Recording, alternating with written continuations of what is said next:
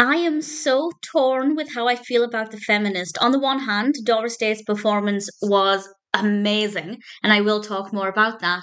But on the other, it's really awkward and uncomfortable. And I don't mean that as a fault within the episode. I mean it because it's a product of its time. This is the second episode of the third season of the Doris Day Show. It was released in 1970. It's directed by the brilliant Denver Pyle, and needless to say, this is about feminism. And feminism of the 70s is not what feminism of today is, because in my mind, Doris was a feminist as a character in the show, because she is a mother, but she's also got a career. She's very headstrong. She's independent. She's got all of these qualities that a modern day feminist does have. And when we see the feminist aspects in this show, it's not the same thing. And I will again talk more about that. So there will be spoilers, quite big spoilers in this discussion. So it's really awkward to watch from that perspective. There's the final quote, the final thing that Doris says. Oh, it made me feel a little bit sick. It was horrible. And I'll share that quote in a little bit. But Doris's performance was so amazing. So I can't necessarily fault the episode for its attitudes because it's a product of its time. Usually, though, the Doris Day Show feels timeless. Yes, the fashions are often outdated and things, but in terms of the topics, the subject matters, they're usually pretty consistent with being timeless. But this one, no, absolutely a product of the 70s. But it did teach me a few things about attitudes in the 70s, so that's something I enjoyed about it. I kind of enjoyed the shock factor, but also hated the attitudes. It's a very, very uncomfortable episode. I'll get in with the narrative now. Today's World wants to serialize the books written by Harriet, a character called Harriet Henderson, played by Elvia Allman, and they decide to send Doris to talk to her because Doris is a woman, and Harriet Henderson is a big feminist, and Doris doesn't really want to do this because she doesn't consider herself to be a feminist and doesn't agree with a lot of what Harriet says. But nevertheless, she goes along, and this is where the performance was great. Doris is wearing an outfit she would never wear. She smokes a cigar, which is bizarre to see Doris smoking a cigar, and acting kind of stereotypically butch and macho. And what's really interesting is that Harriet was wearing a skirt.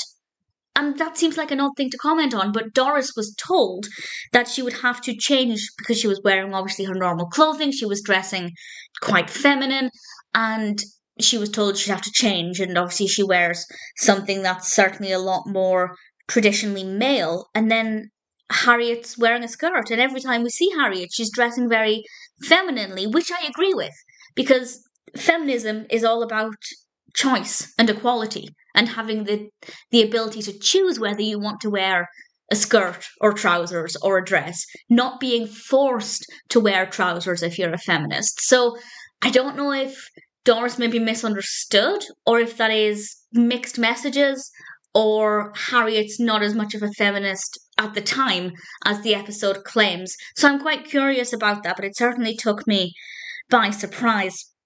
Doris is acting very stern and very harsh and bad-mouthing men, and it's so uncomfortable. But again, the performance is so brilliant that I couldn't take my eyes off of her. And then she goes home, and this is another bit that I thought was a little strange, but I'm hoping it's explained later on. She goes home, she enters her new apartment. Of course, in the previous episode, she moved into this apartment, and she calls out hello, and Toby and Billy come to the top of the stairs. And I thought, who's been watching Toby and Billy? And honestly, I don't know. Have they been home alone for long? Is she just letting the people who own the restaurant keep an eye on them? This is not something I actually thought of when they moved in. I thought in this episode, it kind of hit me that Buck's not there to look after the kids. Who's watching the kids? So maybe in a future episode we'll get an answer to that. Maybe we have to assume that since the landlords own and work in the restaurant downstairs, they've got a kind of deal to look after the kids, which is not great, but it was the 70s. So I don't know. I'm hoping we get something that makes a bit more sense there. further down the line.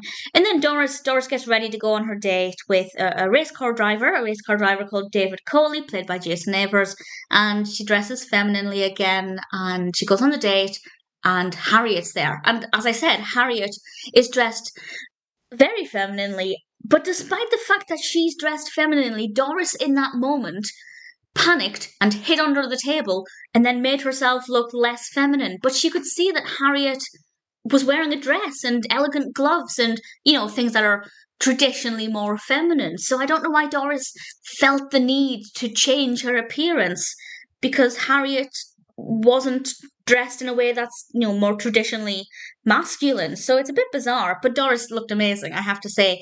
She had on glasses and a higher collar, and I just thought she looked fabulous. She looked brilliant throughout the whole episode, but it gave me a lot of confusion. It's left me with a lot of questions, and I just have to accept, I think, that it's a product of its time and move on from it, because it's just uncomfortable. And the final quote, I hate it. Honestly, I enjoyed watching Doris in this, but I think I hated every aspect of the narrative.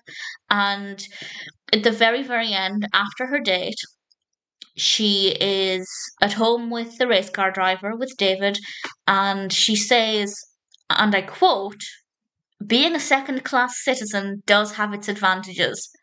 That is horrible. Horrible for two reasons. One, she's referring to herself as a woman, as a second-class citizen. No, thank you. And the other reason it's horrible is that she's saying it's a good thing to be a second-class citizen because you can be romanced by a handsome race car driver. No, Doris, that's not how it works. Again, I'm aware that this was 50, my goodness, nearly 55, 54 years ago, which is incredible. So I just have to assume that it's a product of its time, and I'm going to move on from it. Amazing performance by Doris, but not a very nice narrative at all. But it was the 70s. It's definitely a product of its time. It was interesting to see what attitudes were like. But again, it also left me quite confused with Harriet wearing skirts and dressing more femininely. And it does make me wonder if maybe Doris just misinterpreted the fact that feminism doesn't have to be one extreme or the other. You're not always feminine, like traditionally feminine, or always traditionally masculine. You're allowed to kind of, at least by today's standards, you're allowed to pick and choose and do what makes you the most comfortable. So I don't know. If anybody has any more information about feminism in 1970s America, please feel free to enlighten me, because, as I said, I have more questions than I do answers. But it is what it is. It was released in 1970. I'm going to move on and just try and get a lot of this episode out of my head. Amazing performance, but really awkward narrative.